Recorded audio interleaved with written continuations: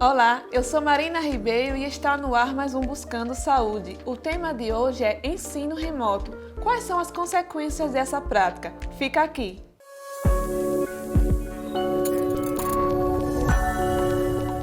E para falar sobre esse tema, nós estamos recebendo aqui no estúdio a psicopedagoga Joyce Carvalho. Joyce, seja bem-vinda. Muito obrigada. Então, Joyce, recentemente o ensino remoto ganhou muito destaque aqui no Brasil.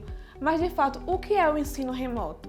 Marina, o ensino remoto emergencial é a adaptação do ensino à distância, que é uma modalidade que já existe há muitos anos. E daí, com a pandemia, houve a necessidade de adaptação e foi criado, então, esse ensino, que foi uma medida a curto prazo para uma situação de emergência. Então, por esse motivo, ele se apropriou de alguns formatos do ensino à distância para poder, então, se executar no momento em que a gente estava, para que as aulas pudessem dar continuidade. Com as crianças em casa, não há a interação entre eles e os professores. Então, o que muda para as crianças é não ter mais essa convivência. Essa mudança rápida, sem precedentes, ela trouxe diversos prejuízos para as crianças.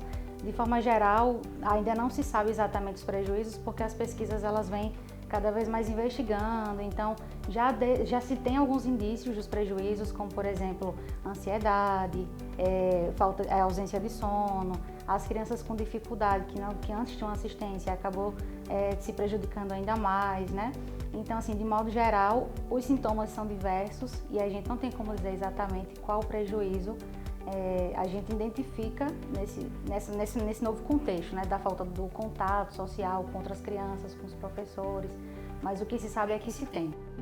Joyce, e na parte da aprendizagem, qual o impacto do ensino remoto para as crianças? O ensino remoto ele traz um teor ainda maior para a desmotivação, porque as crianças não têm aquele momento da rotina, que o início das aulas, depois a gente tem um recreio.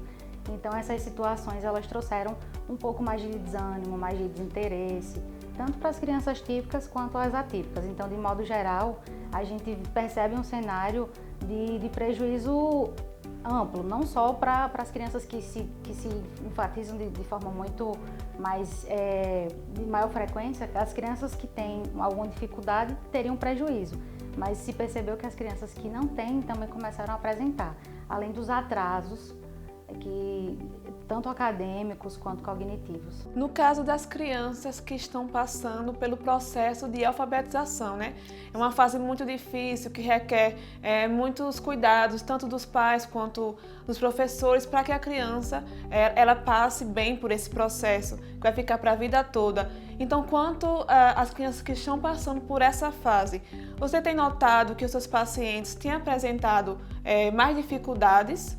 Sim, demais. Com relação à alfabetização, eu costumo falar que é um período crítico na vida do estudante, da criança, porque é uma habilidade acadêmica que vai repercutir nas outras habilidades que a criança precisa adquirir, história, ciências, matemática.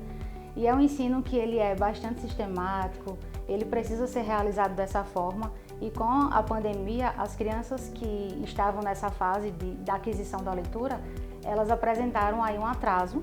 E isso vem sendo investigado, inclusive eu estou pesquisando sobre isso, vou pesquisar sobre isso no meu mestrado, para a gente identificar quais foram exatamente os atrasos e quais as dificuldades que as crianças, de modo geral, elas apresentaram por conta desse novo ambiente, de aprendizagem, que é através das telas. Então, o contexto é totalmente diferente. Com certeza.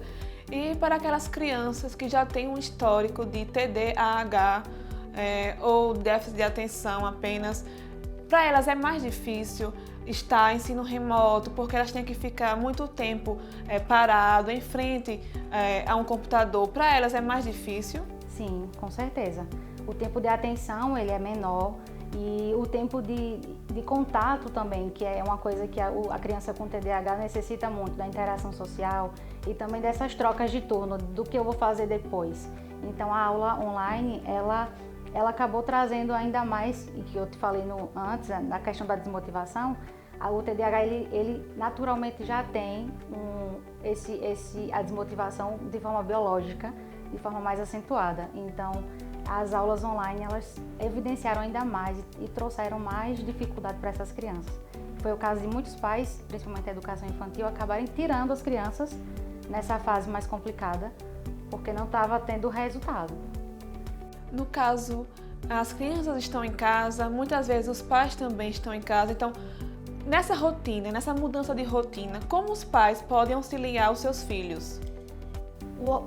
De forma geral, a presença dos pais foi algo positivo do ensino remoto emergencial, porque antes os professores que identificavam as dificuldades e as habilidades das crianças, né? E com as crianças em casa, falando do lado bom do ensino remoto, os pais conseguiram acompanhar de mais perto e isso trouxe o cuidado de procurar de repente um profissional e daqueles pais que quando a professora dizia, olha, teu filho talvez tenha alguma coisa e o pai ficava relutante, né, resistente, dizia, não, que era frescura. E aí com a presença dele ali e ele estando ali mediando a criança de forma, imagina, isolada, ele e o filho, e sem estar no contexto de sala de aula com outras crianças, os pais começaram a perceber algumas dificuldades. Então isso gerou uma preocupação e a procura pela ajuda e também pela formação de aprender um pouco mais. Como é que se aprende a ler? Como é que eu posso ajudar meu filho? Então, de modo geral, assim, a rotina de casa, ela pode ajudar as crianças, sem sombra de dúvidas. Os pais podem solicitar que as crianças realizem atividades do dia a dia, como arrumar a cama. E por mais que isso parece ser bobo, né, isso não vai trazer nenhum benefício para a aprendizagem, é extremamente importante que essas atividades de vida diária sejam estimuladas pelos pais para que as crianças tenham mais autonomia e que, de certa forma, isso também traga benefícios para a aprendizagem da criança. Nós falamos sobre os pais, né, a família que está em casa com a criança, o que muda nessa rotina, mas e do outro lado? E os professores? O que muda para eles nesse ensino? Porque antes eles tinham esse contato direto com os alunos, agora é pela tela, né, como a gente citou. Então, para a parte dos professores, o que muda com o ensino remoto? E como eles podem fazer caso as crianças estejam tendo dificuldades para lidar com isso? Certo. Os professores também vivenciaram o ensino remoto e foi bem desafiador, porque o nosso país ele não é um país que costuma formar os professores e muito menos para o lado da tecnologia. Então os professores se depararam com um contexto em que tiveram que fazer, né, das tripas coração, porque lidar então com um recurso que não era do costume deles utilizar e adaptar isso para dar aula. E aí também conseguir acompanhar o desempenho dos alunos e, de modo geral, os professores se saíram muito bem, porém a gente percebe que saíram bastante calejados, né, dessa situação. Mas assim, eles podem ajudar trazendo cada vez mais a ludicidade, né, usar os recursos audiovisuais para poder auxiliar, e a conversa com a família é fundamental, porque nesse formato os pais eles vão ser os principais autores para poder então colocar em prática as orientações que o professor dá e de repente também pedir o feedback para saber como é que os alunos estão se saindo por detrás das telas, né? Porque o professor do outro lado não tem como ter essa avaliação de forma precisa. Então, essa ponte com a família é extremamente fundamental para que os professores consigam de alguma forma auxiliar as crianças que estão com dificuldade. Joyce, para finalizar nossa entrevista, deixa uma dica para o pessoal de casa que está nos assistindo de como eles podem, né, ajudar o filho a ter um ensino remoto saudável e mais fácil. Certo.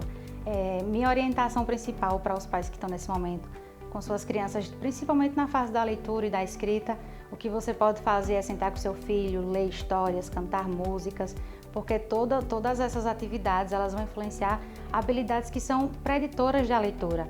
Então, são coisas simples, não existe receita mágica e o que você puder fazer para estar junto ao seu filho, brincar com ele, vai fazer toda a diferença na aprendizagem dele.